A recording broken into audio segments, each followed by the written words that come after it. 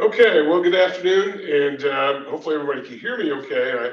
I apologize for the delay in getting going. We've had some real issues with Zoom.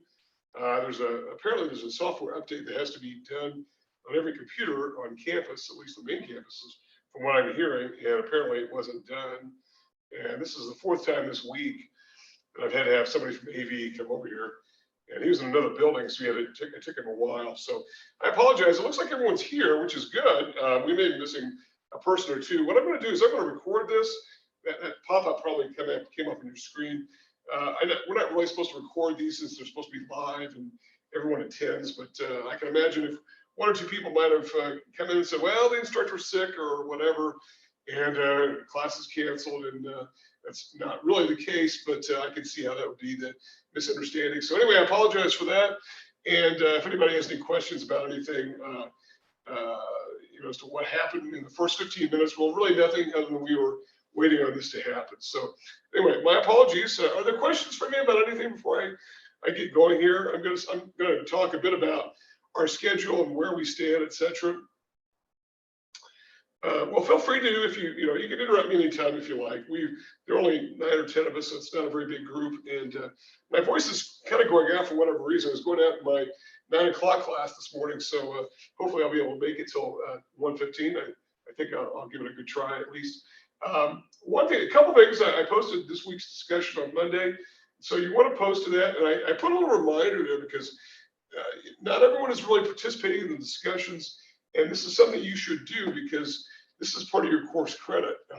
About 30% of the grade is the discussion activity. So if you're not doing that, you're forfeiting lots of letter points, really, lots of letter grades. And really, it's intended to be a fairly easy activity. You just post by Friday of every week to the initial discussion, and then one other post to one other class member sometime by the end of the week. And that's really all you have to do. And it's just a paragraph is all. You don't have to do any research or citations. Occasionally, there might be an area where you do a little bit of brief research on your own, just to make your answer a little bit better informed. But it's not really intended to be a time-consuming activity. What it really is intended to do is to sort of get you more involved in the material, into the content, and to sort of come up with some of your own insights and your own understanding of what's going on. So this week we're talking a bit about population, and we're going to get to that. We may not actually get as far into this week's class discussion as what I'd hoped. We've still got a little bit of business to take care of from last week, dealing with government, and we talked about types of systems, economic systems, which really revolve around the system of government control or relaxed control versus very tight control. So we're going to finish that up. We're going to talk about types of government management of the economy. And this is important because we're just sort of laying out the introductory content here. And then later on in the class, we're going to come back to this and we're going to get more detail as to just what exactly government is doing specifically in terms of what kind of levers they're flipping, switches they're turning, etc. And particularly, one of the things about a survey class that I think is useful is that it allows us to to really get into talking about topical material, very current events. And I think that's really one of the pluses of what we're doing here, is that we can talk about things like the budget. We talk about monetary policy, which is very much in the news right now because of the inflationary situation we've got going, and what the government is doing to try to bring down the price level, frankly, or bring down the increase in the price level. So we're going to get to that, okay? One other thing, beyond the discussions, I extended the due date for the quiz to this Sunday, even though it was open last week. It's still open until Sunday at midnight or 11:59 p.m. I realize that, just keep in mind, Sunday is Super Bowl Sunday, so just bear that in mind in case you plan to be involved in any kind of thing related to that. You might want to do the quiz before that or after that or whatever. So just kind of be aware that is on the calendar. But it was available last week, so the reason I made it available over the second week is first of all, there's no reason why not, because there's no quiz activity for every week. And the other thing really is the fact that we don't really get to discuss the material until Thursday of the week, when our class session falls. So we already lost, a half a week without really having discussed any of the content at all. So I think it's important for us to be able to do that. Okay. So anyway, if if anybody has any questions, feel free to hit me with them now. Otherwise, I think we'll go ahead and get started. And we're going to pick up from where we left off last time, and that was talking about government's role in the economy. And in particular, we talked about this idea of, I'm just kind of bringing this up here, and this is still from week 4. If you're kind of looking on your own sorts of slides that I've posted in Brightspace. But we talked about government's role in the economy. This was, I think, the last thing we got to. And we ended up talking about economic management, or what we call stabilization policy. Now, not all economic management is stabilization policy, but to the extent that government is involved in stabilizing the economy, that is trying to smooth out the ups and downs of the economy, then the government does have a role to play, particularly for those who believe the government does have an active role to play in the economy. And as we get a little bit further into class, which is in the not too distant future, we're going to start talking about economic theory that really is sort of divided into a couple different schools, with a big dividing line being this: the role of government. And that is, there are some theorists who believe the government should only play a very limited role in the economy, instead sort of sit back and let the private actors do their thing. Others believe a more activist government is needed, particularly when there are some real downswings in the economy. And it's really sort of hard to argue that government is not needed in those instances. But also they argue that sometimes government should just get out of the way generally, in terms of things like regulation and trying to fine tune the economy, trying to sort of turn the knobs and flip the switches. And so we'll get to that. But the final thing that we sort of kicked off and or left off with, it was this discussion of these two broad forms of government policy: fiscal and monetary policy. So let's talk about what these are and why they're important.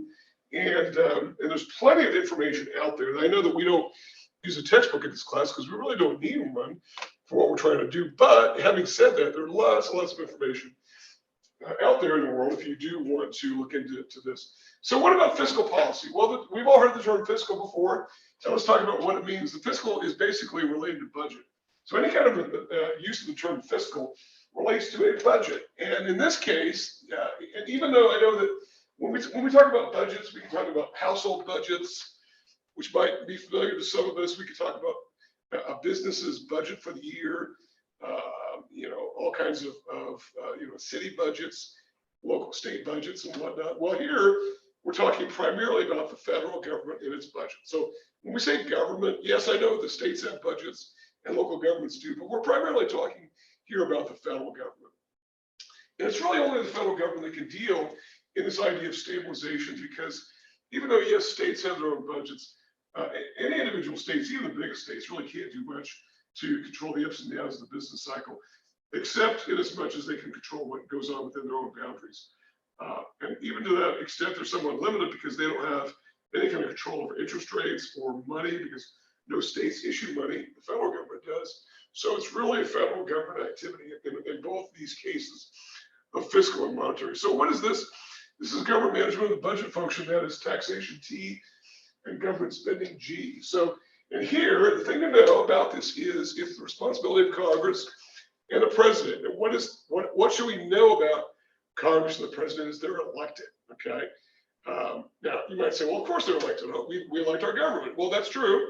And some officials in government are elected and some are not. I mean, there are plenty of people who have responsible positions in government who are not elected. Judges are not elected, not at the federal level, they're not. Supreme Court justices are not elected. The Attorney General is not elected. And by the way, neither is the monetary officials that we'll get to in a minute. So we are talking about people who do stand for election. And what's the thing that we should know about that? And I know it sounds cynical at times, but I think it's important for us to at least be aware. And I think most politicians would tell you that really their motivation is to stay in office and get reelected. And I know that's not the only thing that they do. And I don't mean to suggest that they're completely mercenary in that regard. All they do is want to stay in office, looking after their own situation.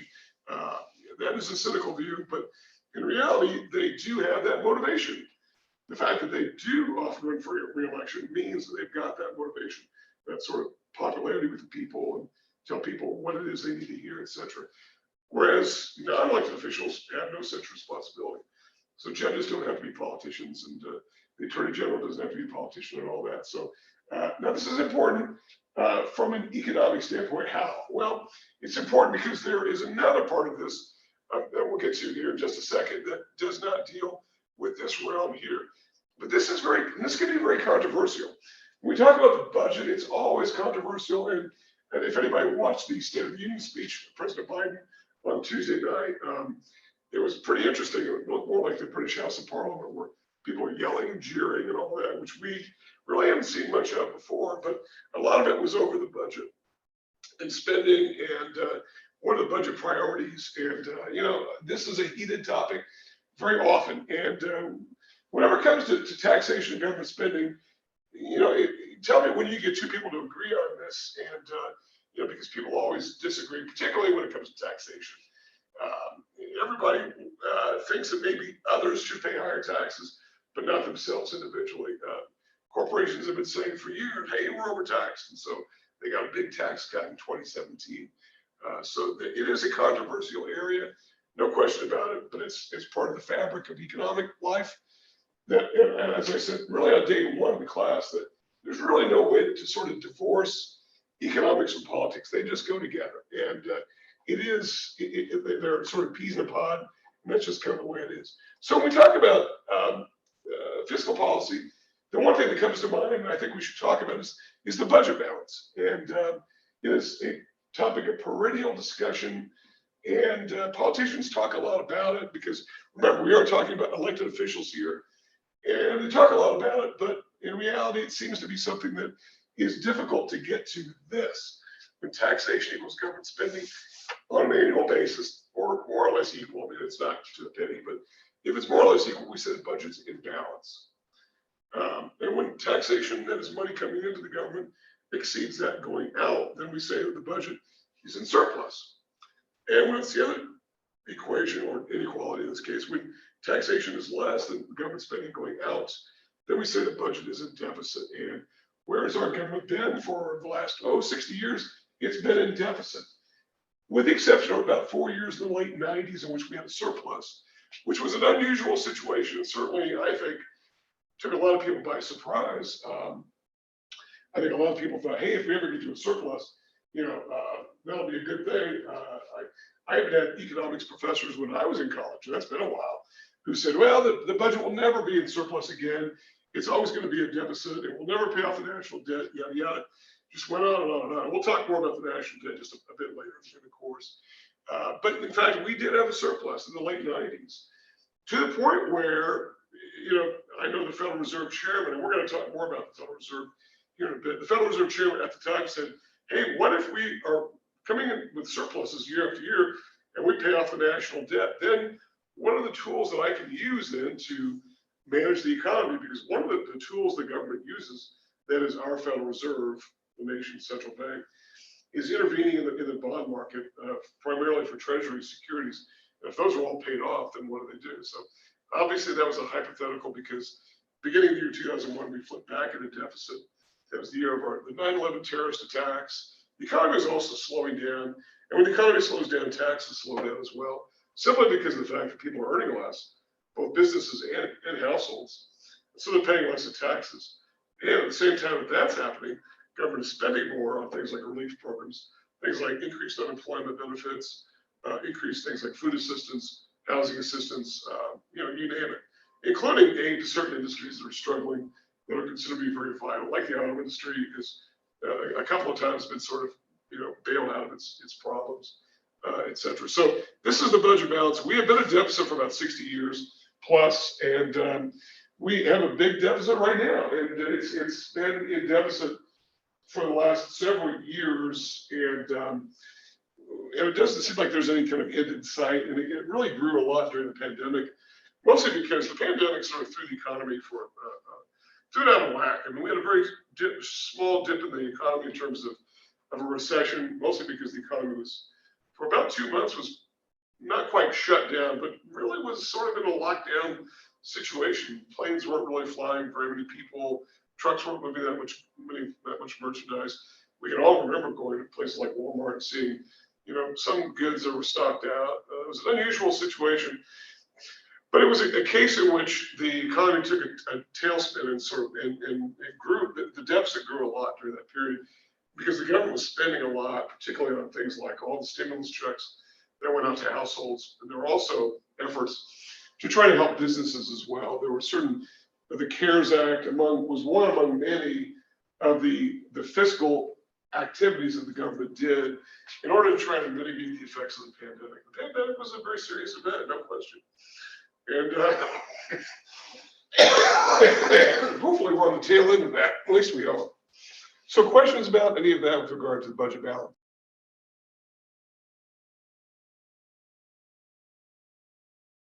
Okay, well, let's move on here then, and let's talk a bit about taxation, and then we'll get into talking about the other side of the equation, dealing with money, et cetera, and what that's all about. So let's talk about principles of taxation.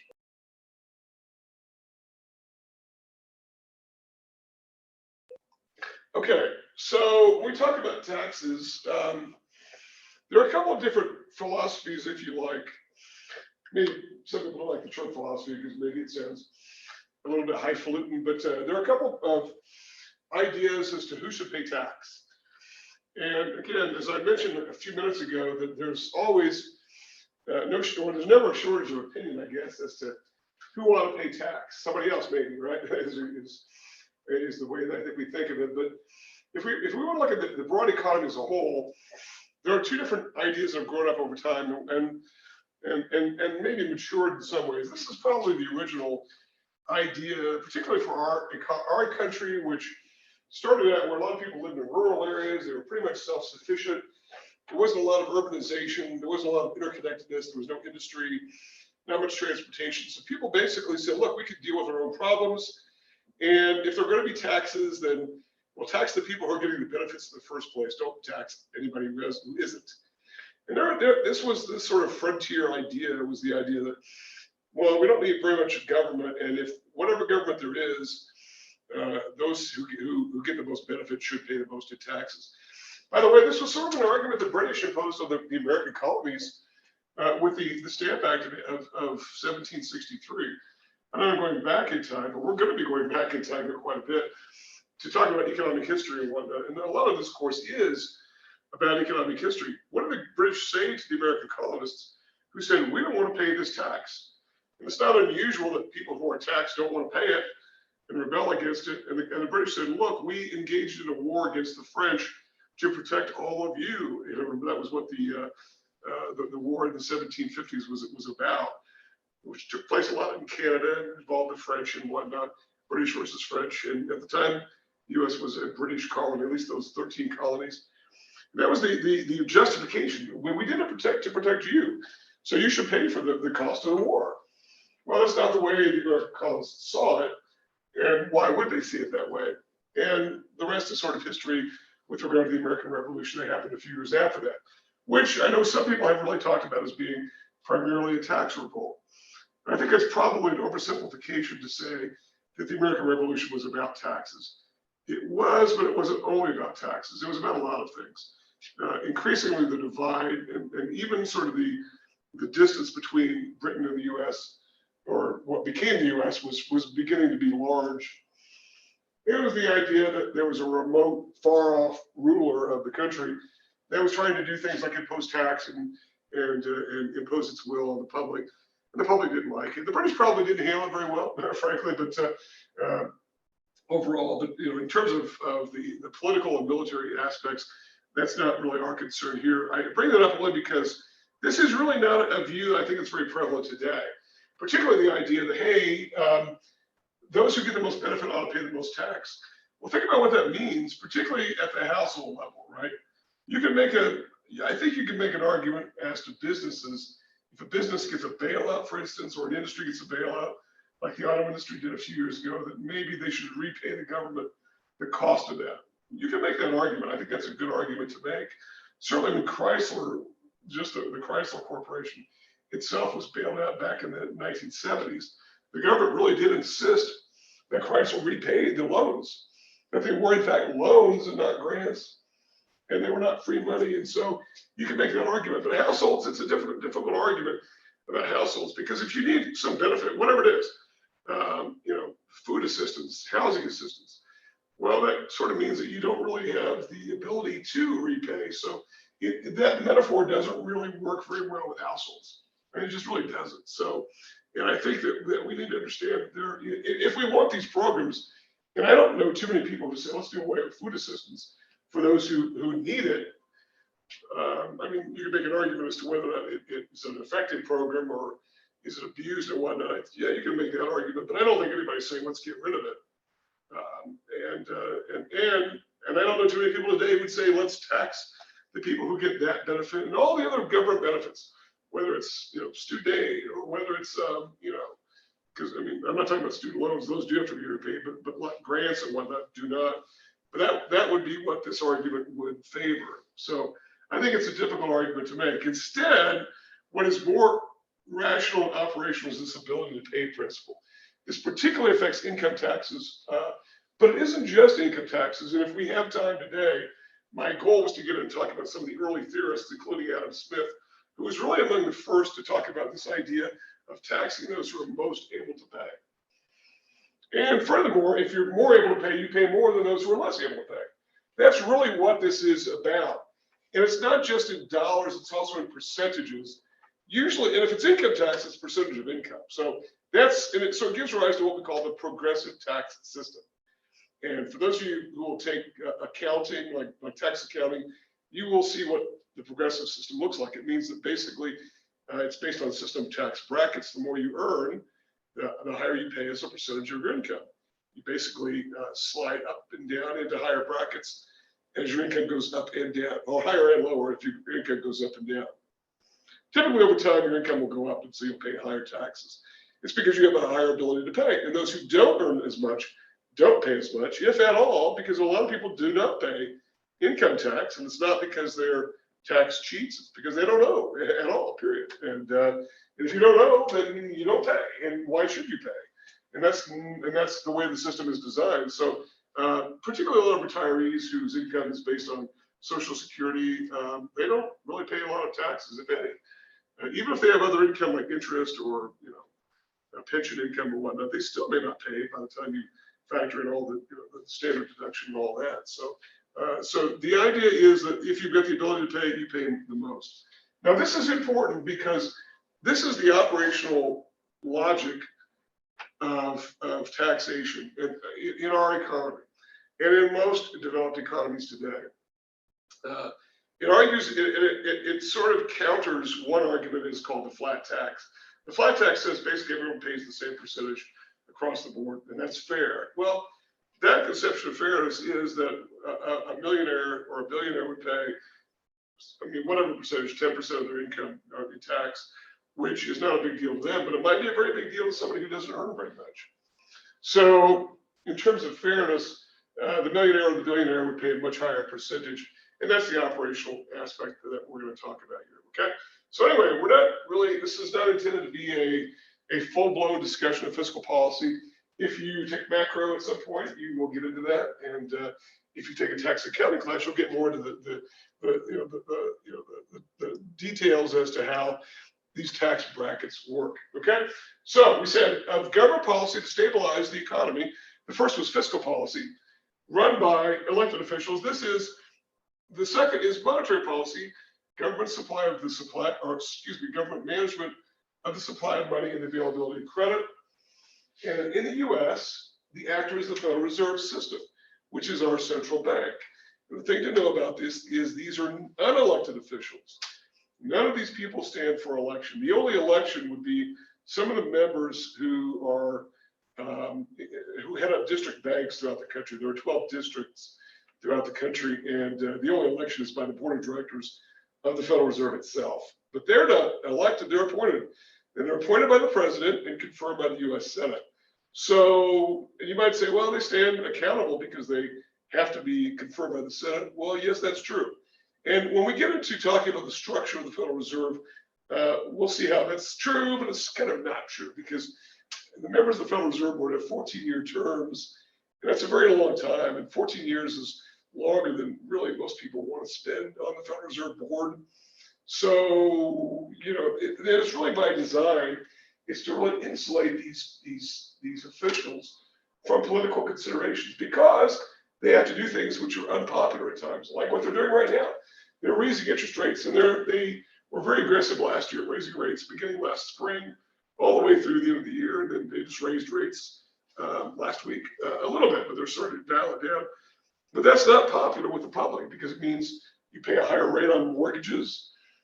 Right now, the housing industry is sort of coming to a screeching halt because of mortgage rates, and that's by design. And so when the economy is operating too quickly, the government slows it down, and this is the action that does it. Now, we know, and this goes against what I think a lot of people think, because we, for whatever reason, want to hold the president accountable, and whatever's going on is the president's fault if it's bad, and it's to his credit if it's good. But that's not really the case. And we're going to make the case again and again in this course that really the president has, the US president has very few tools at his disposal for managing the economy. And I say his because they've always been he's at this point. So, so there are very few tools at the president's disposal, and nothing in this tool here at all that he has any control over. Simply appointing the members of the Federal Reserve Board is really all that the president does. And once there, they can do pretty much whatever they like. There is a chairman and vice chairman. They have 4-year terms. So you could say, well, they stand a little bit accountable, but not really. Janet Yellen, who was the last chairman before the current chairman, decided really not to go along with what President Trump was wanting her to do. And President Trump chose not to renominate her, which is his right to do. Okay. But, it's the idea that, and I don't know that it really bothered her that much, frankly, but she became Treasury Secretary under President Biden. So she's still in the realm of things, and probably is in a better job anyway for herself. But the point is, though, there's political insulation, and it's by design. It's by design so that these actors do not do things that are unpopular, but not good for the economy. Sometimes we have to do things we don't like, and when it's a popularity contest, we may not get around to doing it, right? It's kind of like being a parent, right? You got to make your kids eat their dinner, even though they might not like it. And you've got to say, well, you have to do this. You have to go to bed, right? Nobody likes to be told things. Everybody likes to be told good things. They don't like to be told bad things, like you're going to pay higher rates on car loans, mortgage rates, and all that. But it has to happen because the economy is zooming along too quickly. And the evidence for this is overwhelming, that we're growing too quickly because unemployment is very, very low, the lowest it's been since 1969. It's been a long time since we've been this low. And the inflation rate is sort of running out of control. We've got a pretty high inflation rate. So that kind of tells us that the government needs to slow things down. But to expect elected officials to do it it's just not really in the cards. It's not what they do. And very rarely do elected officials succeed in trying to slow the economy down. Speeding it up, yes, because that involves things like tax cuts and spending and things like stimulus and checks in the mail. That's real popular. Political officials, elected officials like that. They don't like the other parts, like slowing the economy down, and why would they? Okay. Real briefly, and then we'll get into talking about what I really wanted to get to in week 5, which is now where we are. That's the sort of the beginnings of political thinking. But I just want to sort of lay out some of the differences here. And we are, again, going to circle back once we have a little bit more background into some of these topics.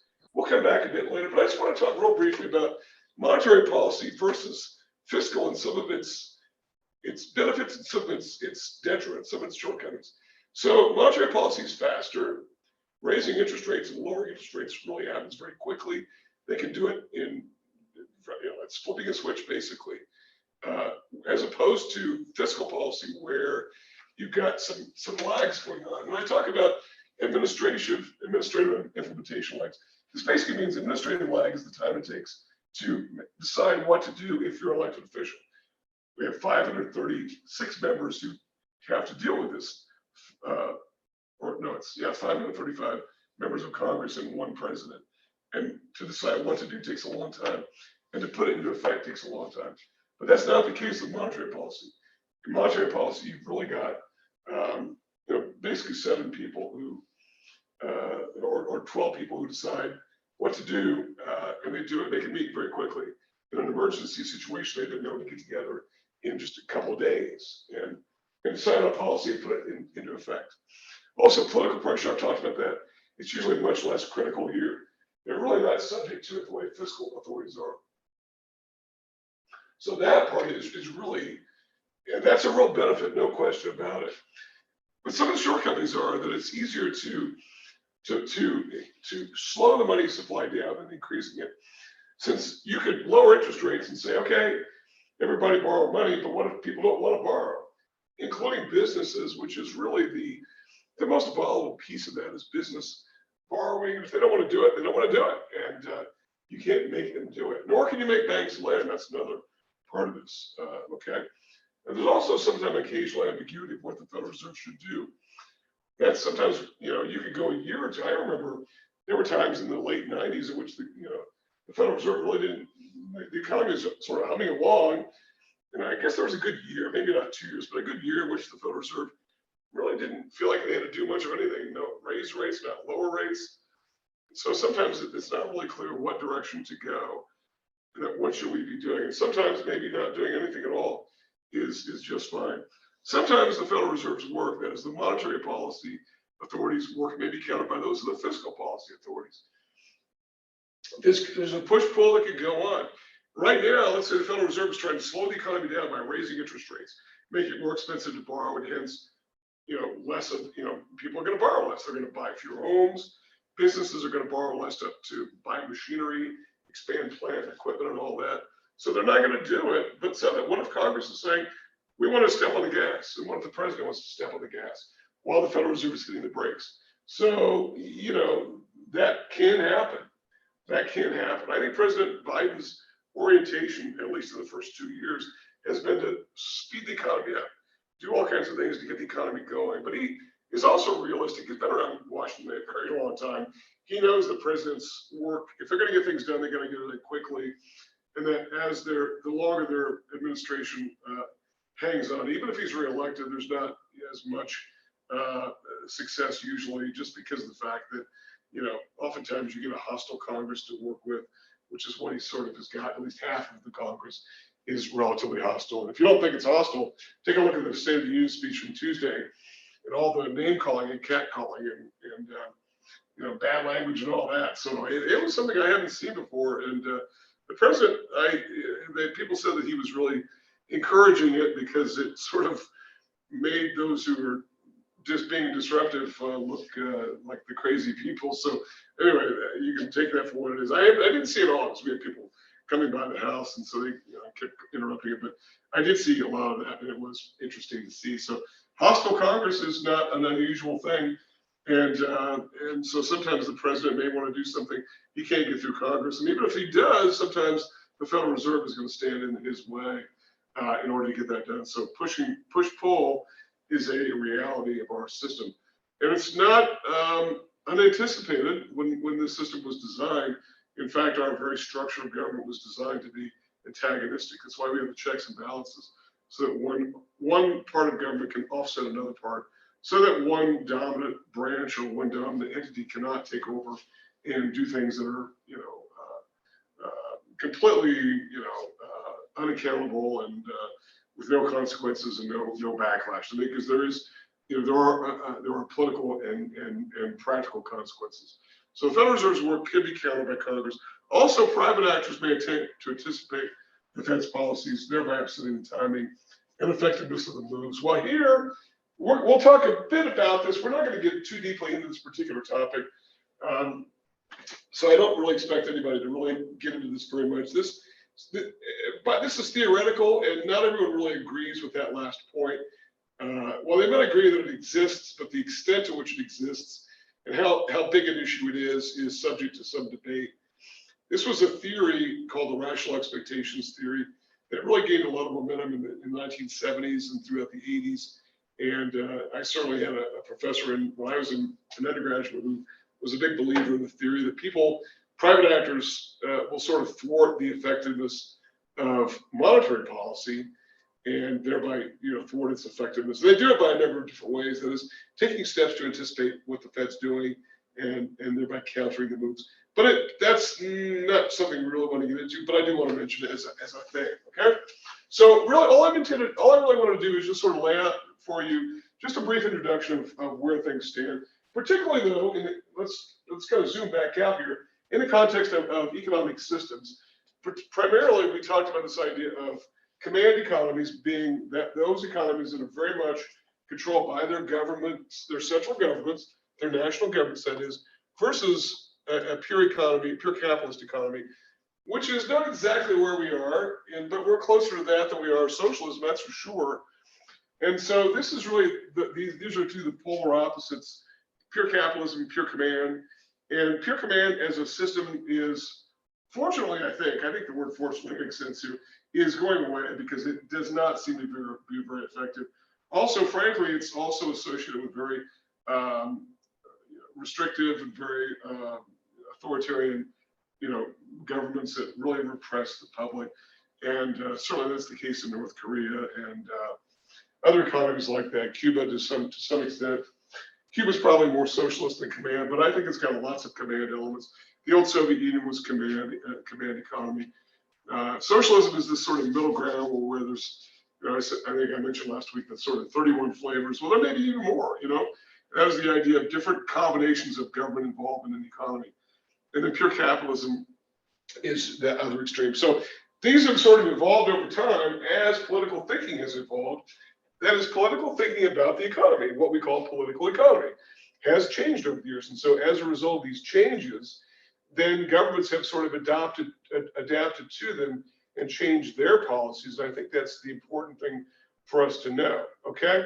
Now, where do we go from here? I wanted to get into some of the main event from chapter 5.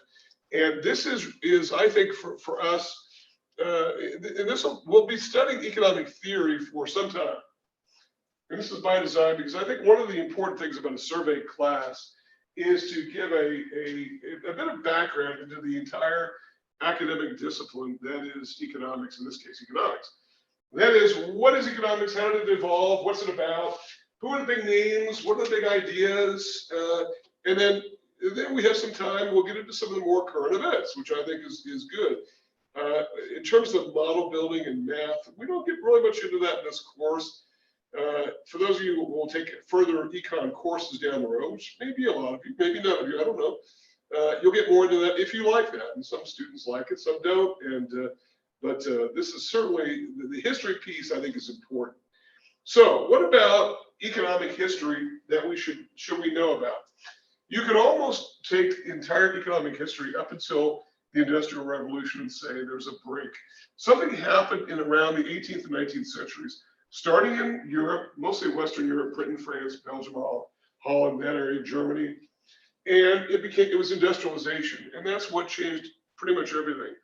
I make the case as an economic historian that the Industrial Revolution was the most radical thing that happened to society in the entire long millions of years history of humanity. Obviously, things were different 10 million years ago. We were probably not, we definitely weren't doing the kinds of things we are now. But even 300 years ago, economic life looked much, much, much different. But economic life 300 years ago did not look that much different than economic life 1,000 years before that and 1,000 years before that.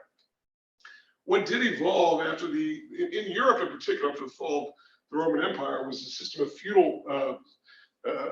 feudal arrangements in which you had lords, and if you were either a monarchy or a feudal lord, or you were nothing. That's essentially a nice way of putting it. But that's really the reality. You had no status, you had no ownership of land. You were essentially the output, the value of your output was essentially owned by somebody else. And that system was going on for a very, very, very long time.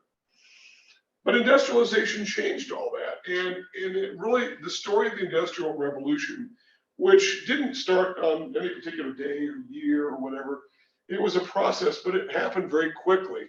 Yes, it was evolutionary, but it was more revolutionary than it was evolutionary. It was evolutionary in the sense that technology evolved, but technology is the story of the Industrial Revolution. Without technology, there wouldn't be an Industrial Revolution. And that is, how do we involve machine equipment to produce output more quickly and efficiently? That is better, cheaper, and faster than what it could be done otherwise. So we say that it began in Western Europe. It began in Western Europe, made its way to the Western Hemisphere, made its way around the world And today, there are very few parts of the world that aren't impacted to some extent by industrialization. So what is industrialization defined as? We've all heard the term before, and I want to make clear that industrialization is a broad scale economic phenomenon, social phenomenon, even cultural phenomenon in many cases.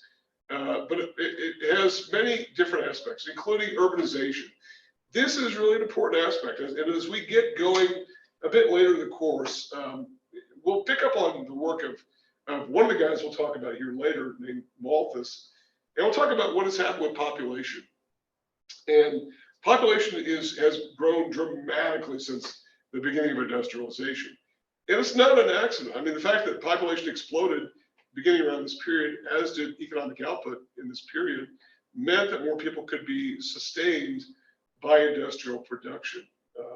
Then simply by agricultural labor, which was primarily the economic output of many, many centuries, where the output was not shared that equally. It was sort of divided up. The feudal landowner, the landlord, which is where the term landlord comes from, because it was a lord, took most of the output, and everyone else sort of was there at his pleasure. And if you got called up to go to war, you had to go to war. Right? That was because the Lord himself got called up, and so that was part of the system. And there was lots of warfare going on.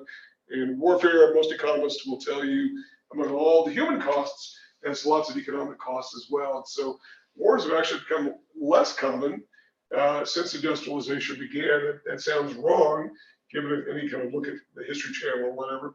They've become fewer. They've just been more intense and more damaging and destructive. But why have they become more destructive? Because of technology. And then technology has changed a lot of everything. Technology is really the story of human evolution in the last 200 years. And we're just going to talk about the economic aspects of it. And there are a lot of other aspects that certainly a lot of you will probably be very well familiar with if you have any kind of connection to tech at all, and most of you will. But urbanization is this idea of moving away from this landed area, the agricultural areas where most everyone was living, to cities where you could do what? Something not connected to agriculture. And small trade shops opened up where you could be a metalsmith, or a blacksmith, or a silversmith, or you could work in trades dealing with things like repairing things. Construction began. Artisans who were bricklayers and stonemasons had an output for their work, and they could specialize in that, having nothing to do with growing produce or raising animals or anything like that. Even though obviously we've all got to have food to survive, you could trade your output in doing something else, like being a silversmith or whatever, and you could trade that in order to obtain food to survive and everything else to survive. Okay, so that was urbanization. Also, more intact central governments and legal systems. And that was the idea that really the governments which existed primarily, and I know that we oftentimes focus a little bit too much on the West, and historians will tell us, my colleagues in the history department will say that, there's way too much emphasis in our culture about Western history without really studying the fact that, Asian history and African history and whatnot are rich and dense and interesting and whatnot. We don't really talk about it, and we should. So I get that. However, when we talk about industrialization, it really began as a Western phenomenon, Western Europe, and then sort of made its way then from there to the Western Hemisphere, which I presume most of us are living in. And urbanization was a factor of that, but also this idea of governments becoming more intact. Because up until the Industrial Revolution, really, Germany wasn't Germany. It was a collection of states like Saxony and Bavaria and Prussia and East Prussia and all these different states. Whereas in Italy, it wasn't really Italy like we know today. It was places like Burgundy. Well, Burgundy is actually France. It was places like Tuscany and independent states, which were tied together, in Sicily and Sardinia and all that. And they're not really part of the fabric of what Italy is. These have come together as central governments, as intact governments.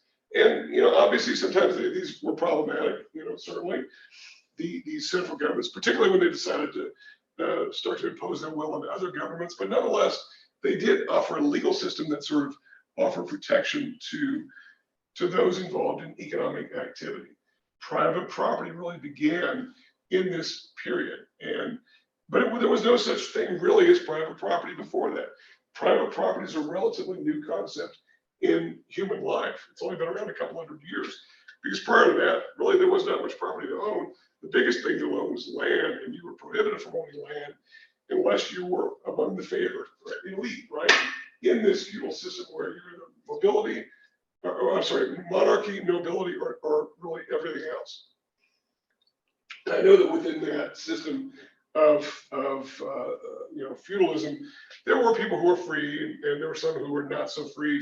They were called serfs, and I know there were different gradations, but they were pretty much all very much, and we're talking about very, very high proportions of the population. They really had nothing to own, nothing to no gain economically, and so economics was really not a part of their life. They were simply trying to get by, I think is what we could say. And but the legal system is provided for this idea of private property, a fairly new concept. Intellectual gains arising from the Enlightenment. Now, the Enlightenment and the Renaissance, and the Reformation and the Industrial Revolution sort of all came, but in an order that went like this: Renaissance, Reformation, Enlightenment. The Enlightenment was sort of the intellectual outgrowth of the Renaissance and Reformation, and that was the idea of free thinking. That was the idea of people thinking for themselves and sort of breaking away from some of the traditional dogmas, particularly that imposed by religion. And certainly, I'm not bashing religion here at all, other than the fact to say that in some cases, religious authorities try to really stymie, particularly scientific advances. No question about it. And today the Catholic Church, which was very dominant in this area, will admit that yes, they probably went too far trying to repress Copernicus and Galileo and all that. And this is the church I grew up in, so I can sort of speak with some authority on this a little bit as a lay person. But no question that the intellectual gains came from trying to break away from some of the more dogmatic explanations. And this is where we got the gains in science and astronomy and chemistry and physics and mathematics. All this happened around the same time. But we want to focus more on I bring this up because the early economic thinkers really were products of that particular movement, the Enlightenment. And some of them really did not set out to talk about economics or write about economics, but it became sort of an outgrowth of political freedom and human freedom that came as a result of Enlightenment. The Enlightenment said, look, let people do what they want to do if they're not abstracting others. And so this is an interesting area of intellectual freedom that began. Also, freedom of labor and mobility. This was not something that was a thing, but it really began with the artisan movement, where if you were good at what you did, whether it was you were a painter or a bricklayer or something like a mason, which is a bricklayer, or a painter or a carpenter, or somebody who could do something with the trades, with metals or with something, or with ceramics. You could have labor mobility. Those who wanted your services could pay for it. So you were free to move around and earn income and wealth potentially if you were able to do that. So whereas prior to the industrialization, there was really not much movement. If you were moving around at all, it was because of warfare and whatnot, because people did not travel very much, several hundred years hence. Today, people move around a lot, and we take it for granted, but that was not something to be taken for granted. So I'm really sort of setting the stage here for the pre-industrial world that gave rise to industrialization. And then finally, international trade. And I talked about technology, but international trade is really a hallmark of some of the improvements really in the economy, because we're going to make the case that international trade, despite all the obvious complications and intricacies, has been demonstrated to have provided gains to most people, because we have access to goods that we wouldn't have access to otherwise. And likewise, as producers and employees of producers, we can sell goods to other people elsewhere who want to get the value of our produce, right? Not everyone grows green chili, and so as a result, if we produce green chili here, we'll send them our green chili, they'll send us their money. That's a good thing, right? and as that particular bit of product becomes more popular worldwide. Okay, just as an example. Okay, all right. So questions about that. This just sort of sets the stage. But I wanted to draw the contrast that didn't happen. It wasn't a switch flipping. There wasn't a date you could mark on the calendar, a long historical calendar of when this happened. It was evolutionary, but it was more revolutionary than evolutionary because of the vast changes that took place, particularly in terms of urbanization. What is the fact of life of living in a city? And it's worked its way into so much of our culture that we take it for granted. This idea that there are people who live in cities who've got nothing, no connection to whatever to agricultural produce. You put them on a farm and they're useless, right? They're city slickers, right? They couldn't tell you what to do, right? They wouldn't know anything about farming or raising of livestock, right? Well, 500 years ago, almost everybody could tell you that, right? And wouldn't know much about urban life at all. So this idea of the movement towards cities really increased populations, and that is a big factor. And it's one that we're going to talk more about, beginning with the work of, excuse me, I've got to involve this, but also bring it to the present day and talking about what these implications are of population. Okay, so questions about any of that so far? All right, well, let's get into some of the economic thinkers. And this is really what I intended to get into. And that's the idea of how does economic theory get to where it is today? Because we set the stage for economic theory by talking about economic systems. But economic systems have to arise from some sort of intellectual foundation, okay? And so if we live in a mostly capitalist system with some elements that we would call mixed elements, some socialist elements, but it varies depending upon the degree of it. Like we have, public provided K through 12 education. That's sort of a socialist system, government provided system, but we don't think of ourselves as socialistic in that regard. Other systems will have more socialist systems will have things like government provided transportation, government provided telecommunications. We don't quite go that far, but it's based upon economic theory that is grounded in that. And early capitalism is really flows from really one of the very earliest, not the earliest, but one of the earliest, and that's the work of Adam Smith. Smith is really a key and integral figure when it comes to economic thinking over time.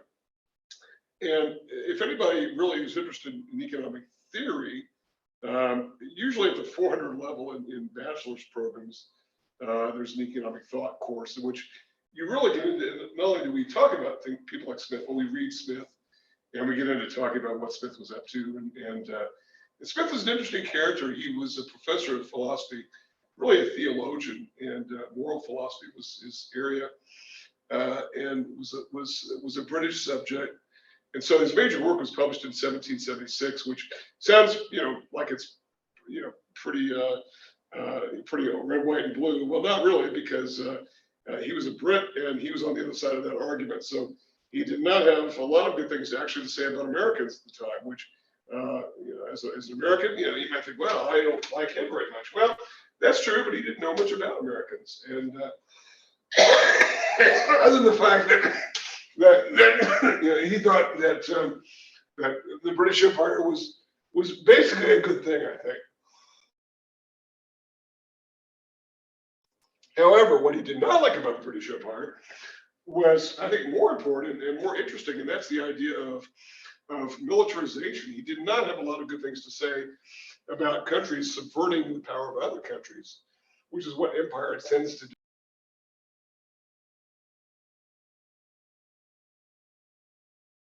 Excuse me, that's what empire tends to do.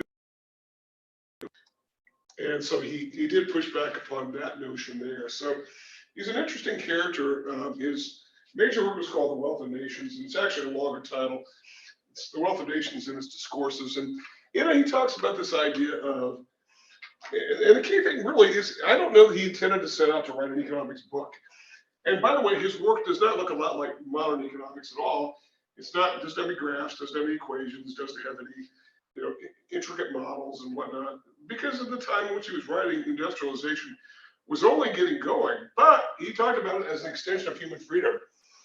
And the idea that people could, as free thinking people, could do what it is that they wanted to do. And that is they could produce output for others. So, and at the heart of this was a pretty detailed description, but in words, not in graphs or equations, of what's called the division of labor. Today, we know the division of labor. We know it very well because most of us, if we work at all, are divided into some sort of division of labor. And that is the idea of specialization of what it is that we do.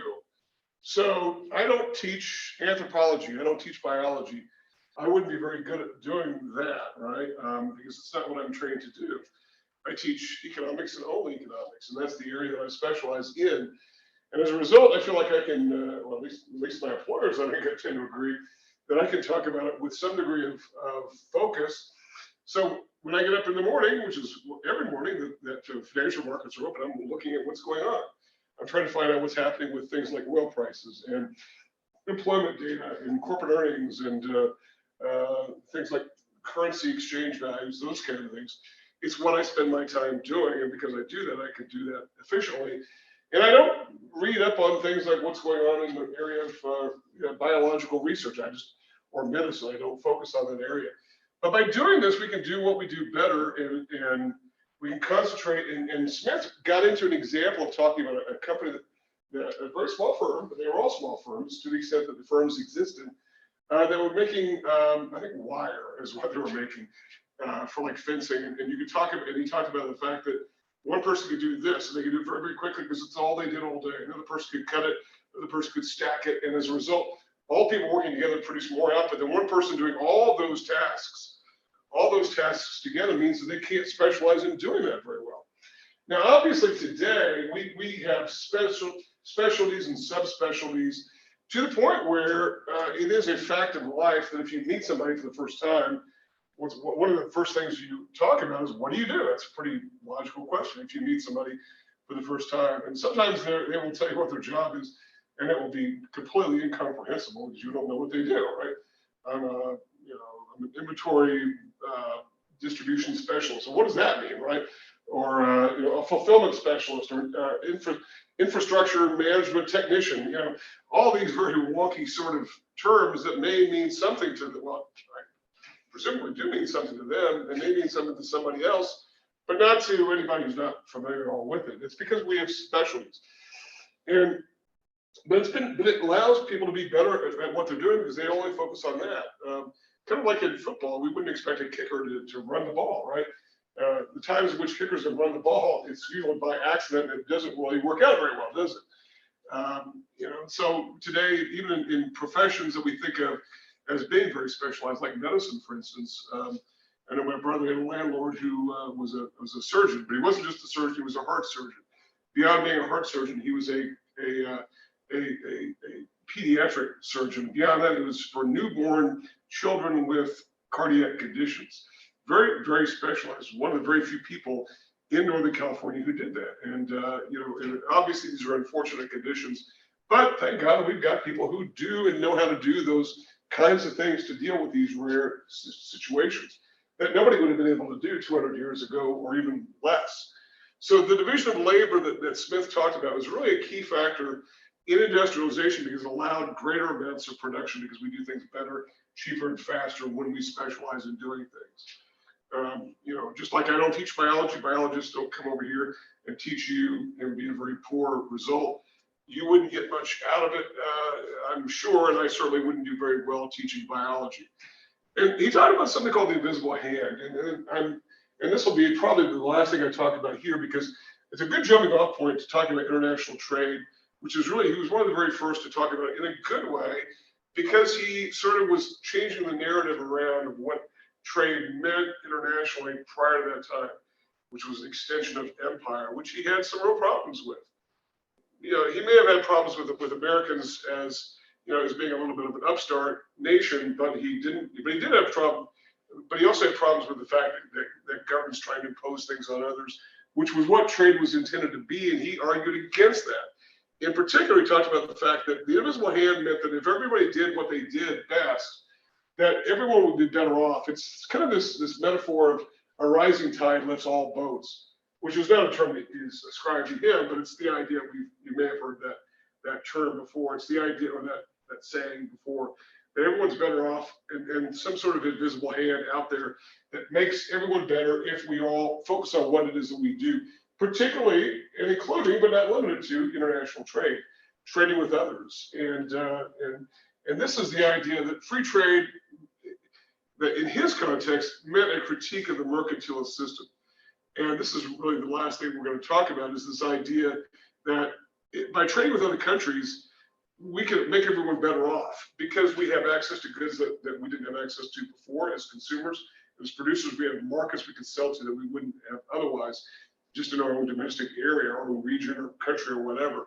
So it's a good thing. It raises the standard of living to trade internationally. Because prior to that period, the system that was in force that sort of defined international trade was what was called the mercantilist system, where sort of the economic manifestation of empire and global political dominance over others. And that is this idea that some people unfortunately still have today, that if I gain $1 from selling somebody something, it must mean that they're $1 worse off. And so therefore, we want to trade with others only so that we can dominate them and raise income from them for what we do. Today, that's a very outdated view. In fact, the whole idea that if I gain $1 of income, it means that I take something from somebody else, that's an extremely outdated view. There are people who have that idea in mind, and it is really very, very outdated thinking. If you look at the movie, if you see the movie Wall Street, there's that sort of the original Wall Street movie from the 80s where he has that kind of view.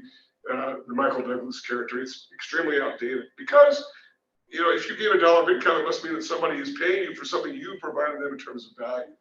My spending is your income, your spending is my income.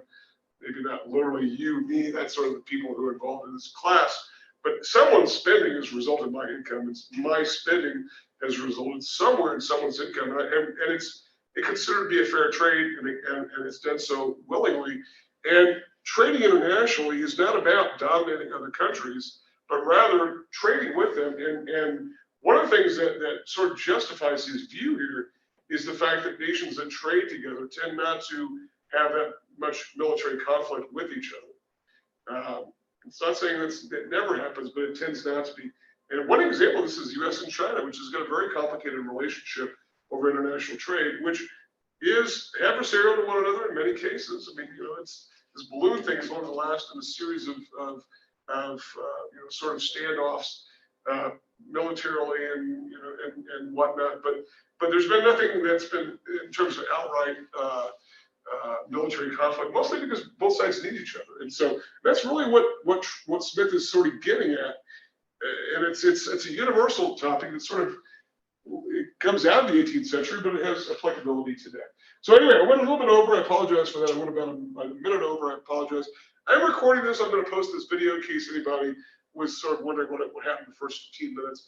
I usually don't post those as recordings, but I think it's important now to, just given some of the issues that we had. So if there are no questions for me, I'll go ahead and end today's class. We'll pick it up on next Thursday with finishing up Smith and then leading into sort of the direct successor to his economic thinking. That's a guy named David Ricardo, who's also very interesting. So anyway, have a good weekend. And if you have any questions about anything, get with me. Feel free to. I'll be around. And otherwise, I will see you next week.